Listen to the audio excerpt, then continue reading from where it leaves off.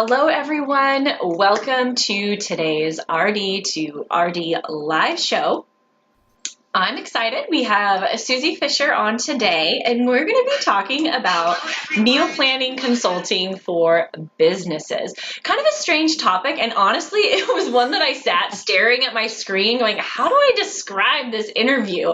But that dietitians, we have the opportunity to work with various businesses, not necessarily individual clients for meal planning, which I know you're passionate about as well, and you have a platform that helps with that, but working with businesses that want to contract with us from a expertise to provide meal plans, whether it's for their employees or otherwise. So this is a topic that there's not much out there. I searched other than finding someone who does it, like I found you, figuring out the nuts and bolts of how to kind of use this as part of your business. I'm excited to kind of open up the box and have you walk us through what you've learned over a lot of years of doing this, so much so that you developed your own software program that kind of closed all the gaps you identified as an expert in this area. So Suzi, well, before I have you kick it off for introducing yourself, for those of you joining live, this is a huge topic, and I get the luxury of writing the question list, so I go through what I want to know, but it's really important that those of you joining in get your questions answered too. So if you have something that's absolutely burning, if you want to drop it in comments now, I'll take a look at those, and it will allow me to kind of cross-reference my list, and we'll bounce around, and I'll bring those questions in as we go. So Suzi, tell us a little bit about yourself and your little career path as a dietitian. Thanks for having me, Megan. It was so nice of you to ask me to be on your show. You know, I love your live segments on Facebook. So I started off very traditionally, like most RDs. I graduated a very long time ago, 1990. I'll freely admit that. I graduated in 1990. I've been an RD, oh my gosh, almost for 30 years. So obviously there was no internet back then, or there were computers, but it wasn't the same. Had a very traditional career path, started out working in long-term care. Those of us who have kids probably know it's a very flexible career for children. Went on, had my two kids, was able to work super flexible hours, but then like a lot of us got very burnt out, sort of feeling like, what I was doing was kind of a waste of time. And I know it's a horrible way to feel. And I feel like when you start feeling like that, it's time to find something else to do because you're not helping your patients at all. So I literally got lucky, fell into a great career path, saw a job interview for digital meal planning software company in South Florida. That's where I live, in South Florida. And went on the interview, and no joke, didn't even barely know how to open a Word document or create a folder. I was never been so honest in an interview. So I always recommend be honest in interviews about what you can't do. But I was honest about what I could do, that I was a really quick learner and I could learn the job, and learned the digital meal planning biz from this company. It turned into being bought up by eDiet. So I ended up working for eDiet's corporate for about 5 years until fortunately they went out of business and we all got laid off. But it was actually a blessing because from that I started consulting for a lot of other software companies, and that segued into consulting for businesses and creating proprietary meal plans for those companies. So it's actually nice. I get to work from home and work with some really interesting people all over the country. Yeah, I think it's interesting, that topic of meal planning. I think when you say meal planning, some dietitians are like, meal planning, like I don't want to do it. I don't want to be anywhere near it. And I don't think we'll have too much of a debate around the value of meal plans, but the reality is that they are a valuable commodity that we can, with our expertise, that people are willing to pay for. And you mentioned that burnout with one-to-one work. It's very draining. And I think sometimes being able to break up the type of work that you do can really help to keep you fresh and not completely drained from client work. So I really agree. like that. 100%. And then we can look at meal planning in different ways. It's not, can't just be used it could be used one-on-one with clients, but there's so many companies out there that create meal plans around their products. Because I have created meal plans for some very large Fortune 500 companies. Some of them were Kraft, Slim Fast, Glucerna, Beachbody. That's just to name a few of some of the large companies that I've ghost written with, some other RDs help written their meal plan. So there's companies, very large companies out there that are looking for consultants to help them ghost write their meal plans. And there's big bucks in it. I love that you use that topic of kind of ghost writing. Yeah, it's what it is. These interviews have taught me so much about, I think when I started as an entrepreneur, I was like, well, there's only one thing you can do and start a private practice and see clients. And every time my eyes are open to the amazing, opportunities that really exist. But you talked about ghostwriting menus, like some dietitians ghostwrite articles or other, for businesses that this is, your skill set. People are like, I'm not really good at writing. Well, if you're, great at, and you enjoy meal planning, what a great opportunity. So let's dive in and talk about confusion around. We talked about this. I know we chatted earlier about menus and meal planning, and what is the difference between kind of a menu, your meal plan, and then then it becomes this software angle. And I think it's an important point for people to understand. So let's kind of start there. I agree. I think especially when you're talking about a one-on-one client, the way I look at meal plans, I look at it as a plan. It's not something that somebody has to follow 100%. I look at it more as a guide. It's almost a guidebook. When you follow any ideas, I know a lot of these amazing RDs have given us some great ideas about what they've done for their business. We're not going to follow it letter to letter exactly what they're doing, but we're going to use it as a guide to almost implement it within our own businesses. We could take it in the same vein with a meal plan. You're going to give your client a meal plan and say, okay, eat this amount of protein or carbs or vegetables or whatnot at this meal, that meal, that meal, and that they take it and use it to go on with their lives. You can't expect anybody to follow something to a T, because I think that's so restrictive. And I think that's where RDs get bogged down and say, oh, I hate meal plans, they're so restrictive. But if you look at them in a different way, as almost like a toolkit or tool for education and learning, it really flips the whole message on its head. And, we're looking at being a positive tool for the clients. Right. And I think that's an important distinction. I recently wrote a blog article on the topic of meal plans, custom meal planning software programs for dietitians. And I think we have this idea of, will you generate a list of recipes and a shopping list that accompanies kind of that as a meal plan that you can kind of sell or monetize, but that it isn't necessarily just that. And I've spent a little time, on your website, different software tools do different things, where a meal plan is something that's flexible, that says, okay, you need a certain amount of, carbohydrate, and that the meal plan allows them to kind of swap those things in and out within the software tool, which not all programs are built to do that. So kind of talk to us a little bit about that element versus kind of why that is a gap, and then maybe we'll talk some more about other questions I have. Yeah, I think that sometimes our clients get bogged down with recipes. They want recipes. They love recipes. We love recipes. I think recipes are great. And I think it's really helpful to give a client recipes to have them better understand how to cook their meals. But the meal plan can't be solely wrapped around recipes, because people don't just live in their kitchens. So true. I mean, we don't live in our kitchen. We go out to eat. We go on vacation.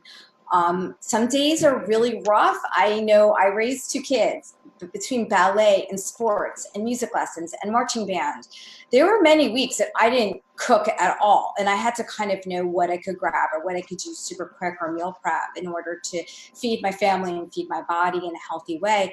So I think it's so important to give somebody a meal plan where they can have the capability to swap out what they're consuming, and looking at the meal plan exactly as a plan. It's your planner, but it's what you're logging that's important. It's not so much the meal plan, it's what you're actually consuming for the day that's important. And that's a very interesting distinction that a lot of people don't understand.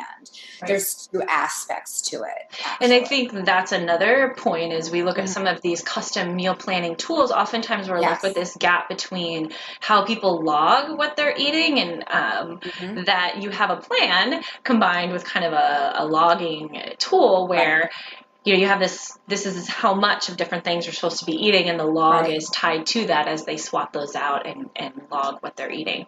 So I think I wanted to use that distinction of sometimes we go out, we don't even really know what we need, but when you're looking at different tools and what makes sense for your business, so as we kind of shift gears into talking about consulting for businesses, what does it look like as far as a day in the life perspective? So what does that type of work look like? How does it get started? Kind of, what would happen? Because how do these things, you get work, and then kind of walk us through? I see so many comments on all of these dietitian Facebook groups that I belong to, and sometimes if you don't know where to start, you get yourself in a problem where, for example, if you don't know the process to begin with, just probably with any business, if you don't know the process to begin with, you end up either losing money or the project doesn't go well, your client's angry. So really, number one thing if you really want to consult, let's say for large companies, forget one-on-one, let's talk consulting. Yeah. As a meal plan ghostwriter, for example. Let's use that term that I just made up. I love it. So you could definitely create a profile on Upwork. I have seen so many, ads for meal planning requests on Upwork that clients are looking to create meal plans for gyms or for their company, or maybe they're a health coach and they need meal plans. Things like that, they want you to ghostwrite it. I think one of the biggest mistakes that a lot of RDs make is they think that when they create the meal plan for a client, they own the work. But that's not the case. You do not own the work. Just like if you're writing an article or a blog post for somebody, unless they specifically asked you to author it, it belongs to them. So I think number one, get your ducks in a row, have contracts written up. I highly recommend working with an attorney. Get your contract templates written out, protecting yourself, because I always tell this story. My first consulting job, this is probably like over 10 years ago. I'm so excited. Here I am thinking I'm like a bigwig. Woohoo, I got this great job with this company. It was a lot of money too. It was almost 10 grand. It was a big job, and it was my first real that I got by myself. I didn't have all my ducks in a row. I had a contract, but it didn't specify a lot of things, and they almost stiffed me. It was bad. So when you're talking about, working with a lawyer to get a contract, so let's kind of, for someone who does it all of the time or has a lot of experience, getting a little bit more granular around, let's say you have a profile on Upwork, or you add maybe to your services page, or whether you do media work or whatever, you want to make sure you have it prominent that this is something that you do, or you could direct potential people to if you happen to have a conversation or you see something posted somewhere that this conversation happens, that they're interested in working with you on that. So then you would ask them for their scope of work, hit back a contract. Correct. And the templates, you mentioned working with an attorney, and I think sometimes it's costly to have attorneys draft things, but it's so essential. It protects you. It protects does. you. And I think when we look at what, necessary business tools, we all have our software and we all have this and we all have that. And we pay for our hosting and to make sure we have all these great plugins and our copywriters or whatever. No, I'm telling you, I didn't have an attorney write my contracts initially. And I'm telling you, after almost getting burned, I spent the money. My best advice is get a sole practitioner. Don't go with a large firm. I got lucky. I have a friend who I went to school with who happens to be a business attorney. And I contacted her and she, gave me a decent rate, but I know she gave me a rate similar to what she charges everybody. And what she did, you want to look for somebody who's going to give you a total package, not charge you per hour, because you didn't project-based. Yes, project-based. And I'm going to get into that in a second of how you want to set up your contracts too. Well, go for it. Let's dive in there. So if we have that conversation. So this gets sticky, this whole, I'm going to send you over a contract, right? It does. What you want to do first off, when you sit down with the client, you really need to have a very, very good idea of what the scope of work is. And what I mean by that, you need to know the nitty gritty. And what I do is I actually send them an intake form. So they have to fill out this intake form and I make them sign it and date it so that I have proof that this is what they told me. Because I've had clients come back and go, I never told you that. And I'm like, oh yeah, you did. So if they say, for example, I want all my meal plans to be gluten-free. I want them to include this supplement. I want this at this meal. I want that at that meal. I want the lunch here. I want the this here. You want the nitty-gritty, absolute specifics. I mean, you got to break it down to every little aspect of that scope of work. I mean, I ask everything and anything that you can imagine about what the clients need. Sometimes we go back and forth, a lot of phone calls, a lot of Zoom calls, till we get that scope of work. And then I put that scope of work from that intake form onto my contract. So in the contract, it actually has different sections. The first section will specify what is the scope of work, exactly what they wanted and what they told me they want, how many calories are the meal plans, how many meal plans they want, how many days are the meal plans, on down the line, there are different macros for the meal plans, exactly what they want, their project. The next thing is how much they're going to pay you. So I have a set fee of what I feel is fair for me. I started out a lot lower. I've recently raised my rates because I've been in the business so many years. So I'd probably recommend starting out a little lower if you're new to the business, get your feet wet, get some really good experience. And then what I require also is a 50% retainer down. Okay. And that's non-negotiable. So in the check, if it's a check, it needs to clear. I need a signed contract. They sign it first and then I sign it. So that's another thing I realized. You get them to sign first. And I never let them send me a contract. They have to sign my contract. And then they can pay me through PayPal or Stripe. I have access to that, but I put the 2.9% on the client. I have some that will pay it. Some do not want to pay it. That's their choice. And then what I do is then I put an ETA when the meal plans are going to be set. I typically do 1 calorie level, send it for review, because if they hate it, I want to know before I've done. How do you handle all of those revisions? Like, do you have a set number of revisions? That's what I was going to say. Okay. So I also, in the contract, I have X number of revisions allowed. Once that number of revisions has been used up, it's called a change order.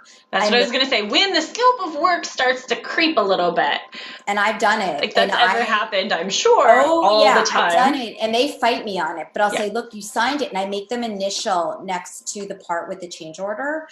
And I actually have a change order form, and then I'll fill it out, send it to them, and then we do a change order for any revisions. Because I once had a client totally flip the project, and he wanted to just do it. He wanted to do it for what I quoted him. And I was like, no, we're not doing that. It's change order. So you want to have definitely change order in there, and you want to make sure that you have specified also that once you've completed the project, you give them X number of days to review it. I've had clients sit for weeks and weeks and weeks on this project, and you're still waiting for 50% payment. So what happens in that situation? That seems a little challenging. I give them 5 business days to review the meal plans. I think that's more than enough time. What I do is I send them PDFs of the meal plans because my software spits out PDFs of the meal plans. So I send them that. I think 5 days is more than enough time to review a few meal plans. I mean, unless they're, being super lazy. I hate to be mean, but sometimes clients are just really lazy. So it kind of puts a little fire under them and gets them to move. And then once they approve it, I make them sign a document saying they've approved the work. Because again, you want proof that they've approved what you've done, because they could come back to you months later and go, wait a second, I found something, I don't like what you did, and they want you to redo the work for free, and I won't do that. So I make them sign that they've approved the work, and then I send them an invoice for the final 50%. I do not release the meal plans until I've been paid. So that's the other thing. I give them the PDFs, but I will upload them or do whatever for them. I only give them certain aspects, I don't give them the full meal plan until they've paid me in full. So that's another control that I have. So I'm very cautious about that. Do you delineate that in the scope of work with the type of files they're going to receive back? Absolutely. Yep. And they can reach me. They all have my cell phone number. They could text me. They could call me. They all know how to reach me. So if there's any problems at all, they know that they could contact me within those 5 days. And then I'll send them a gentle reminder, like on the 4th day, hey, you have until this day to review, just letting you know, and then payment is due, and I need you to sign this document. Okay. And that's what I make them do. And then that way I know I'm covered, because I hate to say it. Look, we want to give good work to our clients, but we need to protect ourselves. Especially most of us are solo entrepreneurs, and we need to protect ourselves. Correct. Now, I think, you're someone who's been through this process a few times. Yeah. One of the common questions I see is, I was asked to, produce a set of meal plans for this Here to company. I have no idea how much time is this going to take me? How much should I charge them? Some general rules of thumb. If you're doing, if you're going to do something that's really complicated, like multiple combo nutrients, really specific macros, plus gluten-free, plus vegan, plus, figuring out about maybe some ballparks, like the quickest you might, if you're somewhat new, finish a meal plan, from that angle. Am I making myself kind of clear? Absolutely. Okay. I think, first of all, make sure if you're going to get into the meal planning biz, get yourself some good software. And I know one of your questions was, what's meal planning software for working with a company? Yes. What do you need to have in that set of tools? Yeah, I think it's so important to get really good software. I do recommend Esha for creating meal plans. And if you're doing recipe analysis, you really need a very professional meal plan. Even my meal planning software, I don't recommend it for recipe analysis, because I've actually had with like GlaxoSmithKline, I've done work with them, and they actually want documentation of the software you're using, and they want to know that what you're using is authorized and it's being backed by the USD database. You have to get very good software, and it's worth the money. I know Esha now, I own it. I've owned it for a number of years, but you can rent it now, I guess, or pay monthly. And especially because the software doesn't download on Mac. And if you have a Mac, you have to do the leasing. So, like for example, now that I have a Mac, I have to use my Esha on my old PC. Oh. So yeah, they have some restrictions about how you can download the software, but I definitely recommend investing in some good desktop software. You really do. And that's for nutrient analysis. This is for nutrient analysis, but also creating meal plans for companies. You can't use something like MyFitnessPal is not a tool to build let me get into MyFitnessPal really quick. Which I used Nutritionist Pro back in the day, which that's another good desktop. It's a really, really good program. Produces a lot of great reports and labels, food labels. It's a great tool. So Nutritionist Pro, I definitely recommend, like Esha, anything like that. My software also, you can create meal plans for companies, because I have a huge nutrient database, and you could create meal plans from scratch. Okay. But again, recipe analysis, you need something like Esha and Nutritionist Pro for sure. Okay. Yeah, those are really good tools. But when you need to factor in how long something's going to take, if you're new to this, I'd factor high, really high. Now I could whip out meal plans super, super easy. I'm sure just like our amazing writers out there that we have, that we've seen in the RDs Who Write group, they can whip out blog posts like that. So I can do it super quick now. So I kind of know how long it's going to take me. So I would take your typical hourly rate and I'd multiply that by like 2 probably at least for one set of the plans. Okay. So that's a really good point. I remember I had Anna Reisworth on about freelance writing, and she was like 500-word articles. She was like, yeah, I do like 8 to 10 a day, and I was like, I saw that. Dang! Yeah, oh my goodness, you're a machine. I was like, maybe that's. I really need to step up my game. So, like you're saying, no joke. I could probably do 8 weeks of meal plans in a day now. But it's all it's time and practice. So yeah, it's time, practice, and also understanding how your software works and understanding how to manipulate the data. And once you have a good understanding of that, you kind of can zip through and knowing how to use the meal plan, software. It's pretty quickly. Okay. But also, don't charge hourly, charge project. Never charge hourly because you never know how long it's going to really take. Yeah, and who's going to police it? Like, how are you going to keep track of that? That's not good. Sorry. So, excuse me too. I'm making me cough. So, jumping around here, we talked about protecting yourself, a little bit about what you put in the contracts and statement of work. I'm going to check question list here. Okay.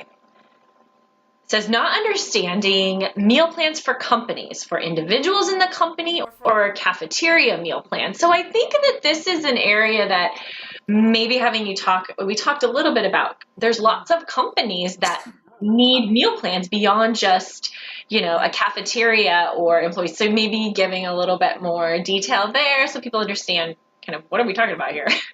You'd be so surprised. Sorry, I don't know what's going on with my throat. So many You're companies. Making me want my water. Yeah, I know. I have mine too. I don't know what's going on. I'm like never coughing. I recently did meal plans for Orgain because, which is a very large supplement company, but they wanted to show how their supplements worked on a daily basis. So I'm so sorry. That's okay. So you'd be shocked. There's so many supplement companies out there and companies that sell food products that want to develop meal plans around their foods. Because the average consumer may not understand how do I fit those supplements into my daily meals. And they're looking for RDs to create these meal plans. Yeah, like you just had a light bulb moment for myself. If you're going to those Expo West or those big food conferences, that having proficiency and understanding the lingo in the biz, right? Being able to approach those people. Who do you use and what kind of types of menu that you could drum up work that way. And you could. It's a good point. So what mistakes, we've talked a little bit, do you see that dietitians that do meal planning make, particularly, people who are just starting out? I think one of the biggest problems is not having somebody sign a contract.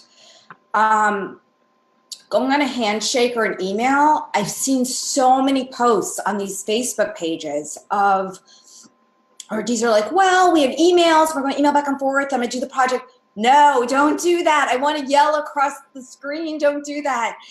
Get everything in writing. It's number one. Make sure that you are protected. Get a contract. Make sure that you have priced this out correctly to make sure that you're not going to lose money. It's so important to make sure that you're not going to get stiffed. So you have to make sure that you have all your ducks in a row. I think that's number one mistake.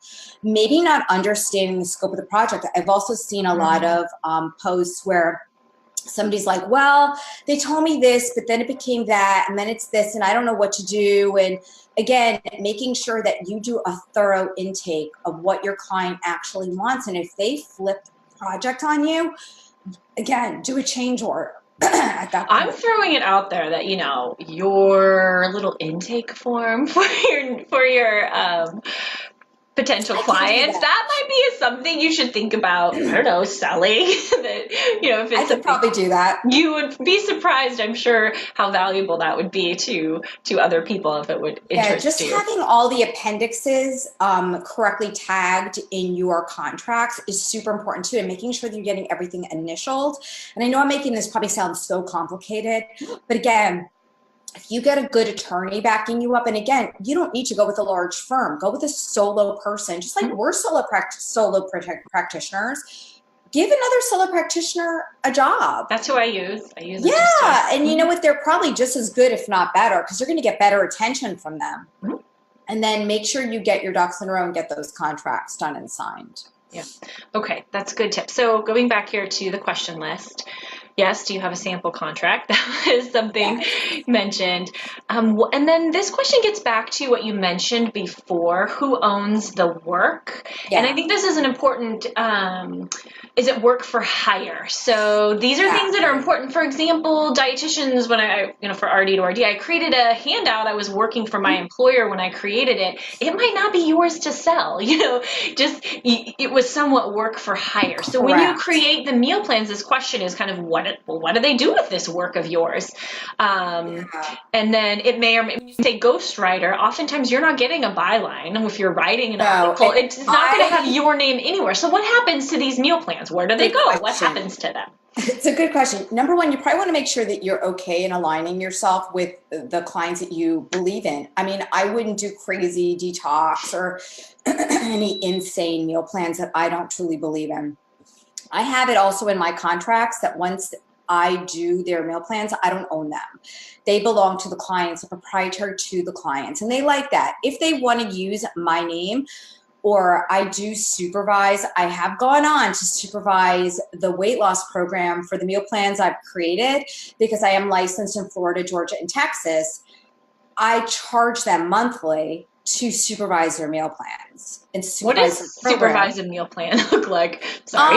It's mainly supervising their program. So almost they're working with your license. You supervise what they're doing. You view what they're doing with their clients. You could sign off if they're altering the meal templates because they're not supposed to be altering them to keep them legal within licensure laws.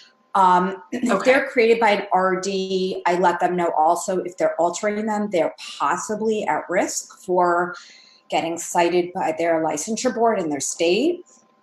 But if I do put it out there, if they want, I will monitor their program. I've done it for a number of companies in other states. Well, I don't want to digress off. That's like a whole No, but that's topic. Another good that's another good source of revenue. Just letting you all know out there. Yeah. So, basically, you're going to. I think that's a good question of how do you intend to use these meal plans? Could be an opportunity to you do really good work, could continue to sell another revenue generating. Yeah, like for example, I'm about to sign a contract with a gym franchise that's based out of California, but they're also in Florida. And they want to stay within the legal, I told them Florida's really strict. Yeah, so California doesn't have licensure, so. Right, so I actually upsold them to supervise their franchises for each franchise, and they're going to be expanding. So it ends up becoming a nice revenue stream. Cool. But what I was going to say is you want to make sure that you know what they're going to be doing with the meal plans. You want to know your clients. You do not own the work, though. And I know I've seen that a lot of questions and a lot of comments in the Facebook groups that they're like, oh, my name isn't on the work. It doesn't belong to you. It's just like if you're writing something for somebody, the work, unless you specified and they want your name on it and they want your likeness because they're promoting it because it's made by you as an RD. And then I would charge for that. You need to charge monthly for that if they're using your likeness. But if they're not doing that, you don't own the work. It belongs to them. And you need to specify that. I don't want to own their work, to be honest with you. Once I'm done, I'm done. I kind of don't want to be involved anymore. And that's just something I've made that decision. So once I'm done, I'm done. And Obviously if they have questions after, Right. I will go back and I'll help them, but that's just how I worded my contracts. And they initial that section Okay. too. So I want to go back to our questions. We're getting quite a few things in about the actual software Okay. elements. I think that whole, okay, so you get asked to create a meal plan. Yeah. What, do you make the recipes for these meal plans? Talking about this menu planning versus that menu analysis. So maybe you could kind of, Right. so we talk about it. I don't know if it would help to maybe give an example in how you would tackle kind of if you were writing the first day of a meal plan. Does that make sense? Yeah. Yeah, I'm pretty lucky that I have so many meal plans in my back pocket already. So normally what I tend to do is I'll just So do if you almost. start as if maybe you were not having 95. Okay, so let's talk about, I'm a newbie and I've never done this before in my entire life.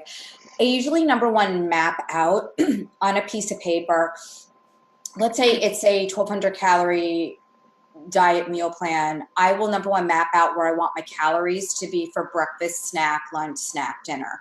I like my breakfast, lunch, all my meals across the week to be the same or to be similar within probably 20-ish calories or so that it's swappable and it makes sense for somebody. I hate meal plans where one day lunch is 700 calories and one day it's 200, and that doesn't make any sense to me. I've seen it, trust me.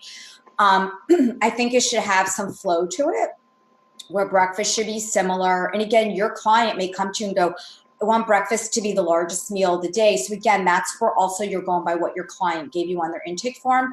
But if a lot of times they'll say to me, Susie, you're the expert, design something that you think would be perfect. And I love when they do that because then it's more creative.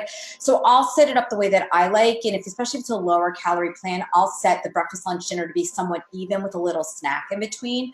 So that's first thing I would do. And then honestly, you just got to sit down and So do you go into a software program then? So then what, I use my software. I use my own software. So when you talk about that's your Fisher Nutrition System software. Systems, yeah. So I'll kind of write down also some different proteins, some different carbs, some different vegetables, and then kind of put them in the different slots. And the meal plan kind of just builds itself after that. I know I'm making it sound so super simple. But that question about the recipes. So when you're building out these meal plans, are you taking recipes from the internet? Where are you getting these recipes? Question. My meal plans are not typically, unless I'm consulting for a specific company that wants actual recipes built within their meal plan. Mine is more, yes, they're recipes, but it's more very simplistic recipes, somewhat like,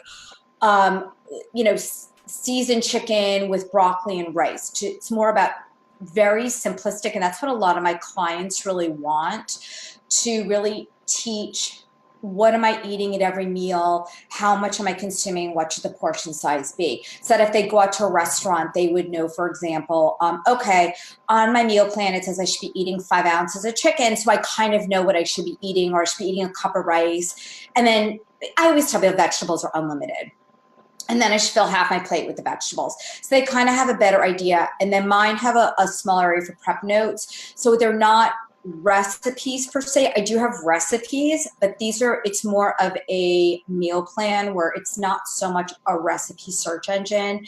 I call it more of lifestyle meal planning. So it's more of taking your actual lifestyle of how people actually live. We don't, again, like I said, we don't live in our kitchens. And it's, I think it's great to give people recipes, but you can't build a meal plan solely around recipes and expect somebody to follow it. It's just not realistic. It's not going to happen. You find, luckily I do have a little bit of experience with, I use Nutritionist Pro quite a lot. I didn't have a diet office software program, so that's what I had to use for compliance for my food and nutrition department. So I spent lots of time in there.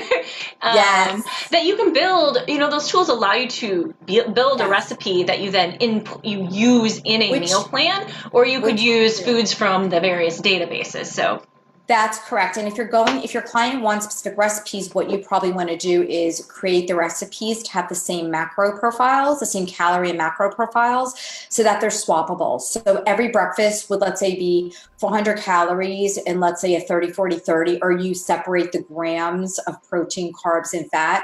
So every breakfast would be identical. And then that way your client could swap any breakfast for any breakfast to make sure that they're identical.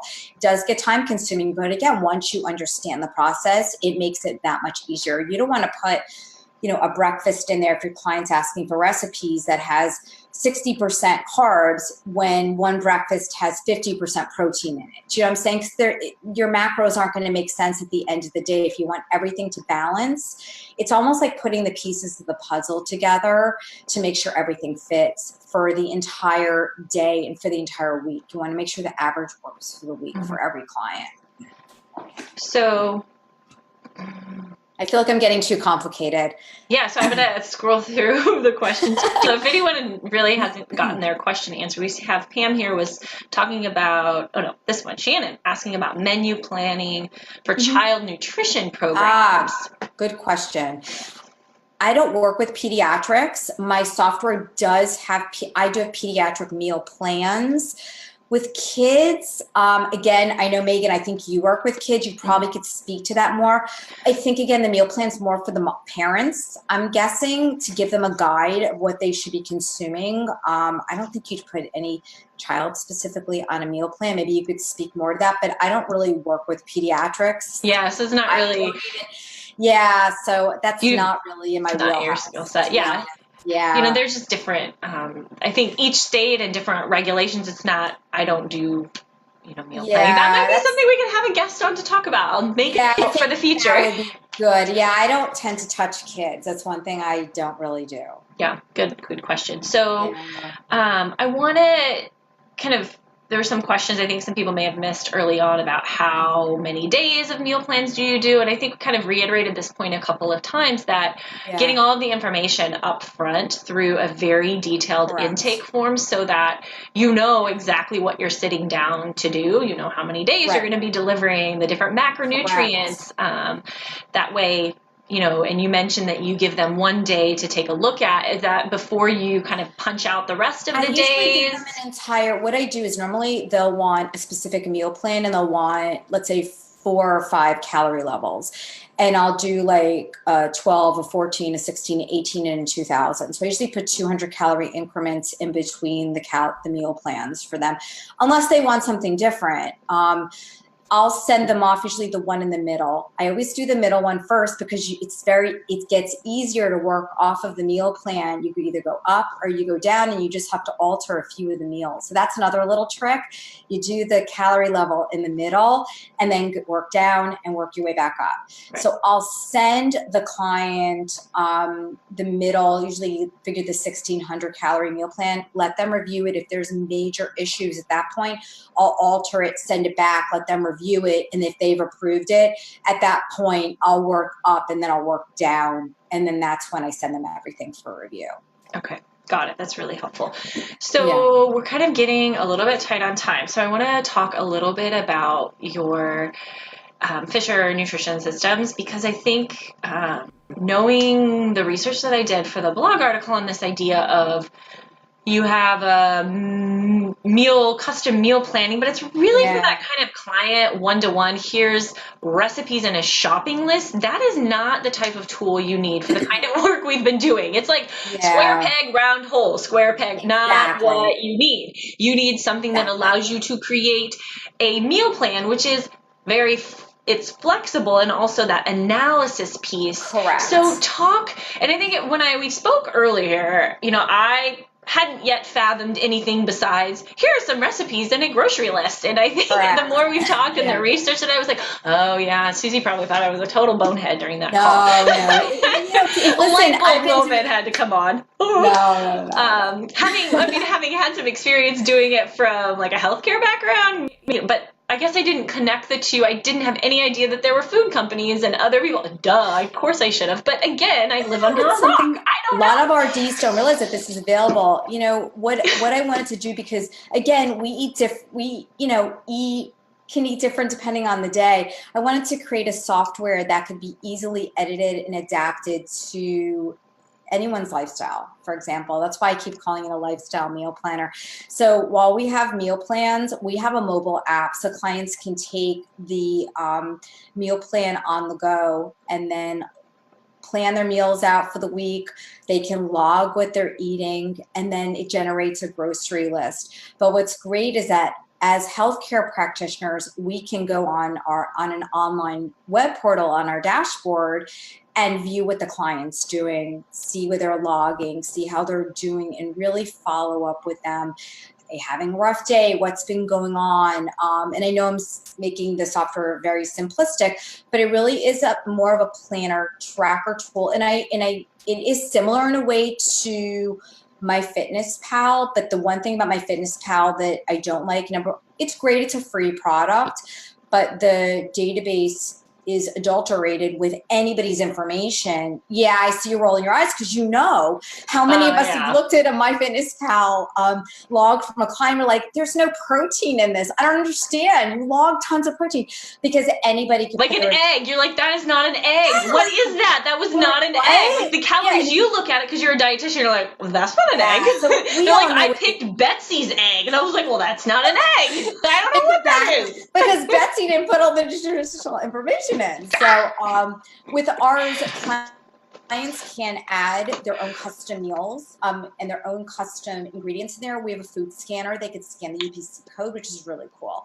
But it doesn't go into anyone else's database, which is really nice. If they're hand doing it and they make a mistake, it's their mistake to make. Got it. So it doesn't affect anyone else's database. We have that locked down, which I think is so important. So how do you use your tool, though, for when you're working with these clients? Because I think there's that. What does that look like? You can go ahead and create the custom meal planning for the client using the software.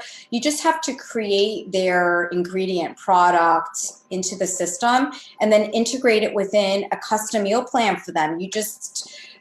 I'd have to like actually do a demo, which I'm willing to do a demo, by the way, throwing it out there, like a group demo if anyone's interested, and we'll go through how to contact me after. But it doesn't have the level of specificity of nutrient analysis like the ESHA that you might need. For some clients, you would probably want to find out they may need that level of if you're dealing integrity with a client that's like a GlaxoSmithKline or a very large pharmaceutical company, which I do work with pharmaceutical companies, you do need a software similar to ESHA, which is, or Nutritionist Pro, which is on a different level than, like mine or like Eat Love Pro or That Clean Life. Like, these are more client-based softwares, but, you would definitely need a professional meal planning software, if nutrient analysis, analysis or anything like that, because they also generate the food labels as well, and you want to make sure that it's all 100%. Up to date. And I always tell people that's not what my software is for. Yeah, I mean, I think if you're planning to do nutrient analysis, whether it's for like a long-term care, a group home, or child nutrition program, I would not recommend you're going to have a professional level tool because your liability's there. It comes back, you have to use them. It can, because you're signing off and using your license. But let's say for a physician's office or a nutrition office or a health coach or even a gym, they can utilize my software. I could even create custom plans for them to be able to use for their company. But you mentioned, so I've had a conversation with you before, and I hope I'm not losing people who are listening, but this individual. So if you create a meal plan for that gym, you could say, hey, would your gym people also want to use my software to track and log, or somehow, is there this overlap there? When I sign somebody on, they're using my software. So they're utilizing the software, and I'm creating custom plans for that specific gym. For example, like the gym that I'm going to be signing a contract with, they have a bunch of proprietary protein products. So I'm actually creating meal plans for them using those protein products. Because they have challenges and they have specific meal plans that they like to use. They're all very nutrient dense, but they want to use these as swaps because, again, we can exchange and swap things very easily and systematically with the software. Everything is swappable and exchangeable, and you can edit anything in the meal plans. They're not set in stone. That's what's kind of nice about them. So I think this is a good place to kind of segue into making sure people know, Suzi had been creating meal plans for businesses, doing what she's talked to us about for the last almost hour, and really said the tools out there just don't cut it. And so she really went out and developed her own software program, which when I heard that, I was immediately having to love technology. For those of you who don't know that really identifying as a registered dietitian that creates meal plans for food companies, for other in a consulting type way, this is the kind of tool that I need. So basically Suzi built it from the ground up. She now has an app for it, and it's available for other, for dietitians and others to basically use. It's a paid product. Yeah, so you can find out more about it and see, what it does and if it might be good, for your business, because it's different than some of those other ones that you mentioned. It is very different. I think there's a little bit more functionality. We're also adding a fitness portal as well. We'll have hundreds of fitness videos in the next probably month or so. So your clients would also have access to tons of exercise videos. So it works for those one-to-one, but it also works for when you're doing meal plans for businesses where you really need because a planning tool. It's a good planning tool. I also white label. So if let's say your company's doing really well and you want your own app branded for yourself, you want it reskinned, we can reskin the app. And we could put your brand, your logo, your colors on it and get everything set up for you. The web portal can automatically be branded with your colors. There's no cost for that. But again, they'd be using the app with my logo on it. And the app is available in the Apple Store as well as Android. And it's just letting you know, it's a secure connection. Nobody could get on the app unless you have your personal credentials. Every client gets specific credentials generated to them, especially since there's a messenger system within the app that the client can message you and you can message back to the client. So it's kind of cool. So keep them in line. I highly recommend that people, reach out and I would love to do demos. Anybody wants, let me know. It's cool. I think when you're going out there, whether you're, choosing an electronic health record or whatever, it's really important to go out and figure out what kind of work I'm going to be doing, because somebody may be doing something different than you, and the type of clients, and really digging in to figure out what is the right tool that fits my needs. Because sometimes it isn't, you might end up with the wrong thing. So make sure you find out about Suzi's product as well. So thank you so much for coming on the live show. It's called, name of the app, we'll link it in there. It's Fisher. Yeah, the company's called Fisher Nutrition Systems. And if you guys want a demo, or you can, everyone go on my website and just click the little link. It'll say, are you a healthcare professional? I'll get emailed directly. But if you email me at info@fishernutritionsystems.com, we could set up a demo. I'm willing, if I get enough response, I can do one big group demo to get a bunch of people in if you guys want, but willing to get on a call with you, little 15-minute discovery call, no problem. Yeah, so there was a link to your website in the kind of comments for the video, so you can just click on a healthcare professional. Yeah, I'm easy to find, don't worry. Yeah, and definitely, and just, a little plug for that intake form you created. You should really think about how you could put together some kind of a toolkit for, dietitians. Something I'm going to do, and I'll post it on your site. Yes, please do. Because I don't know about you, but I would buy it immediately. I'd be like, yes, please. Intake All right, that's form. Good to know. And the change order, too. Yes, and the change order. Yeah. When you're new, you don't really know what you don't know. So the questions you don't ask end up being the ones that just burn you. But if you, from someone who knows what mistakes you're going to make, gives you a tool that helps you have better information, it just saves you so much heartache. Because I made the mistakes. So you guys don't have to make the mistakes. Trust me, almost getting burned and thousands of dollars was a nightmare. I mean, like, I finally got paid, but I learned from my mistakes, and this way you guys don't have to make the same mistakes that I made. So, Yay. I'm trying to help everyone out a little bit. Well, this was awesome. Thank you for I had a great time coming in. And for those of you still joining us, next week I'm actually doing live shows in a row, 2 weeks in a row. So we're doing it on webinars, and Samantha Scruggs is coming on.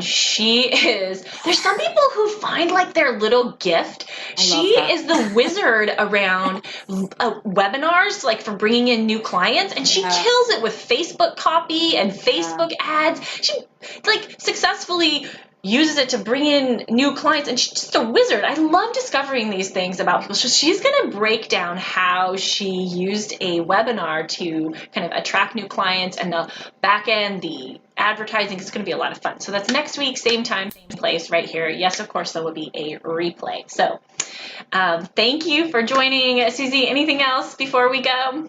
No, just thank you so much for having me. I had a great time. I hope I was able to answer everyone's questions. Again, if I didn't, you can reach me at my email address. I'd be glad to help anyone out if you have any questions. Awesome. Thank you, everyone, and we'll loop back if anything and questions.